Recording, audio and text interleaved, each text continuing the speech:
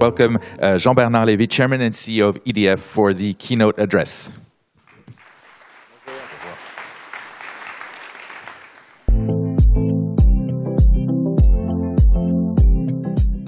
So good morning, ladies and gentlemen, dear friends.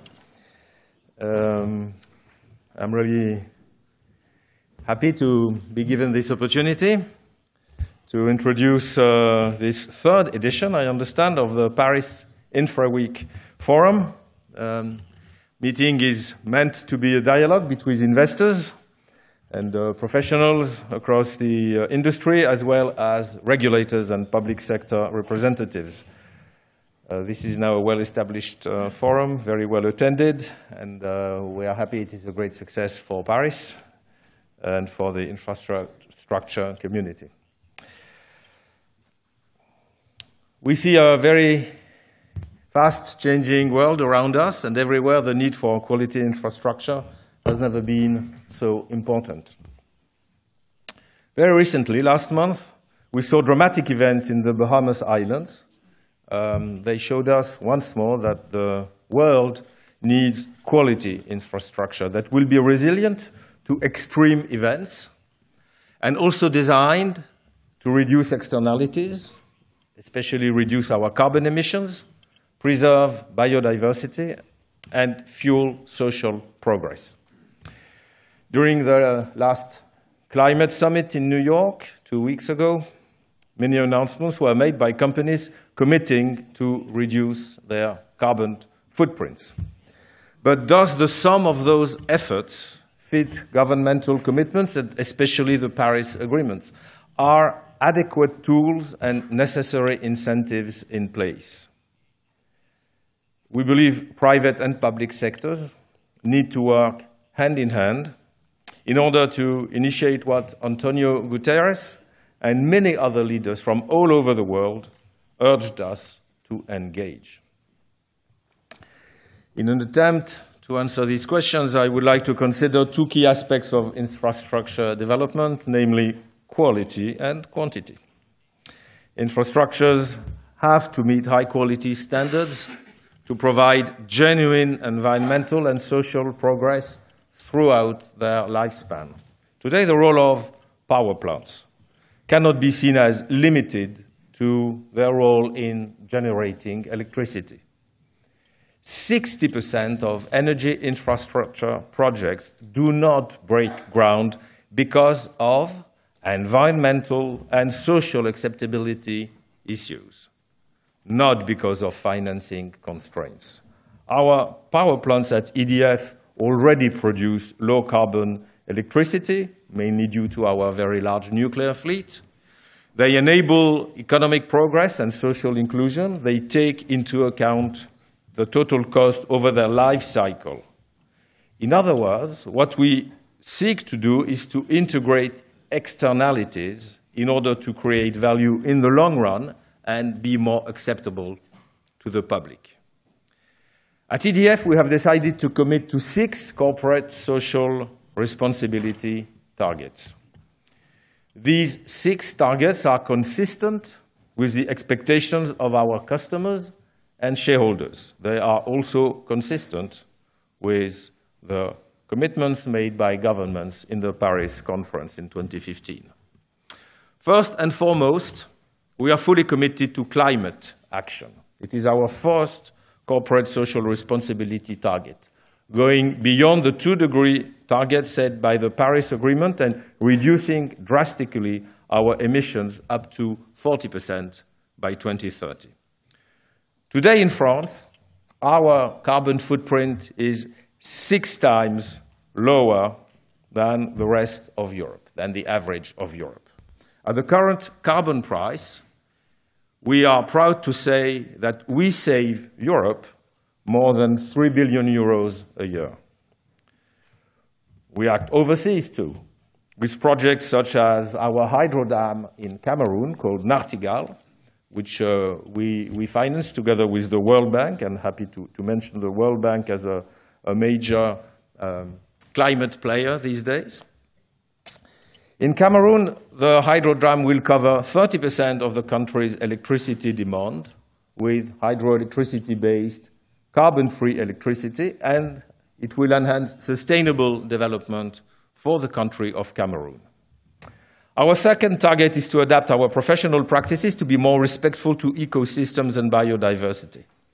This is what we do at many of our hydropower plants, which are equipped with solutions protecting endangered species like raptor and fish. We know that taking care of biodiversity is crucial to create value in the long run. We are proud of our global and long-term approach to hydropower, which includes sharing water with other users and protecting the environment. In our view, this point has to be taken into consideration by the European Commission in its current work to combine market opening and environmental protection targets. It is also crucial for us to give our clients the tools to save energy and become active in fighting climate change. To this end, we develop innovative solutions and new business lines, such as our digital tool, Equilibre. Equilibre is an artificial intelligence-based technology which enables our individual clients, you, to take control of their energy consumption at home and save up to 12% on their energy bills. Another example is our subsidiary, Perfesco, which offers integrated energy efficiency solutions associated with innovative financing schemes to our client on the B2B market. Beyond our 6 corporate social responsibility targets, I would like to share my testimony on climate change adaptation and use of resources, which are 2 major aspects of infrastructure quality.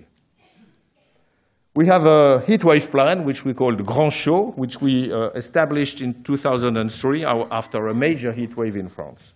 It allows us to strengthen the resilience of our nuclear fleet to changing climate conditions. As a result, we got through the very recent 2019 summer heat waves, we had 3 of them, with much better results than in 2003. The post-Fukushima safety enhancements we have been implementing across our nuclear fleet also bring our plants to the highest existing standards against earthquakes or flooding hazards. Our dams have been adapted to face the recurrence of exceptional heavy rain episodes with new technology. Every year, our independent distribution subsidiary, Enedis, invests money into making the distribution grid smarter and more resilient. And regarding waste management, the nuclear fuel cycle has always been key in our business model. We have constituted quite significant liabilities, and we have dedicated assets to secure financing of nuclear decommissioning and waste storage. The project we recently inaugurated in Aramon, in the south part of France, will wrap up this first part of my speech, just to give you an example of our corporate social responsibility achievements. We shut down the thermal plant in 2016. It will be decommissioned with 96% of its waste being recycled. The site is now transformed into a solar power plant. The land beneath the solar panels will be vegetated. We have raised 200,000 euros thanks to a local crowdfunding program for the solar farm. And we have helped a startup incubator, which has been set up locally as part of the future Cleantech Valley. This leads me to the second part of my speech, focusing on quantity. We all know the energy transition requires huge investment. According to the International Energy Agency, based here in Paris, between 2018 and 2030, the annual capital requirement for energy will be multiplied by a factor ranging from 2 to 3. This, of course, includes the development of many renewable energy farms, but not only. Investment in networks will also accelerate, driven by networks upgrade, as well as the need to create connections and use digitization to increase the integration of renewables into the energy mix. Innovation will be key to channel cash towards quality projects. This is the role of sustainable finance. EDF is one of the pioneers and leaders of sustainable finance globally.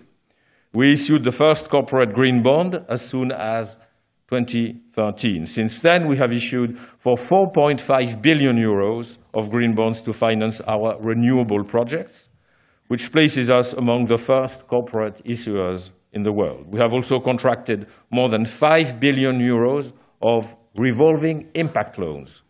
These loans are very interesting because they are based on sustainability pricing mechanisms which directly link the margin of the loans to 3 of our key sustainability performance indicators. These 3 indicators are carbon emissions, number 1, the conversion of our vehicle fleet into electric vehicles, and we have committed that by 2030, 100% of our fleet will be electric vehicles.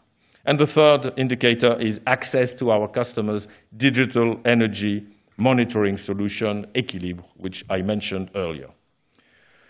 Together with 23 other large green bond issuers, we launched recently the Corporate Forum on Sustainable Finance, a forum to help boost green finance. Another critical element to face the funding challenge is regulation. Quality infrastructure investment will require good regulation. Regulatory instruments should be aligned with sustainable development objectives. Today, let's be frank, the level of the carbon prices on the European market ETS is not consistent with the carbon reduction goals, nor with the carbon cost to the planet. Carbon prices must reflect the scale of the efforts needed to achieve our common goals. Another example of a potential major inconsistency within the European Union is the taxonomy currently under discussion. That taxonomy cannot exclude technologies which are obviously key to the global carbon reduction efforts, such as nuclear or hydroelectricity, for reasons which are obviously not scientific. I am glad that the European Council, under the Finnish presidency, recently took position in the right direction. Finally, sectorial regulation should answer specific regional and historical situations where the fight for climate will need specific answers. Here I'm referring to our Hinkley Point contract for difference, which guarantees investors a purchase price of electricity produced for a fixed period of time. The British government is today considering another financial mechanism for the next nuclear reactors, a mechanism similar to the one used for power grids, which is called a regulated asset-based mechanism. In this model, capital cost would be covered during the 10 years or so of the construction period, the rate being the result of an auction. This mechanism allows the construction risk to be shared between consumers and investors. The risk to investors would also be capped by a capital injection from the British government in case the project budget exceeds a ceiling price set ex ante. By reducing the risk taken by investors, the British government expects to attract many investors in the auction, thus lowering the cost of capital, but also expects to allow the special purpose vehicle to raise debt massively, which will significantly reduce the cost of capital. This kind of scheme, which has already been used for another project in the UK, is a good example of how public sector, private investors, and businesses, by taking a long-term approach, can work together to build very, very large infrastructure. Another example of smart regulation that will foster investment are obviously the PPAs, the purchase price agreements that have been set up to finance renewable energy. These regulations today have become standard. They allow to foster innovation for the energy transition. Indeed, the role of the regulator is critical to promote innovation and new technologies. And I would like to conclude by stressing the importance of innovation. Innovation is at the heart of every of our quality projects. We need financing, we need regulation, we need innovation. As much as new technologies deliver breakthrough solutions, innovative regulations and financial schemes will help us deliver the climate-friendly solutions that citizens today more and more demand from us. Thank you very much.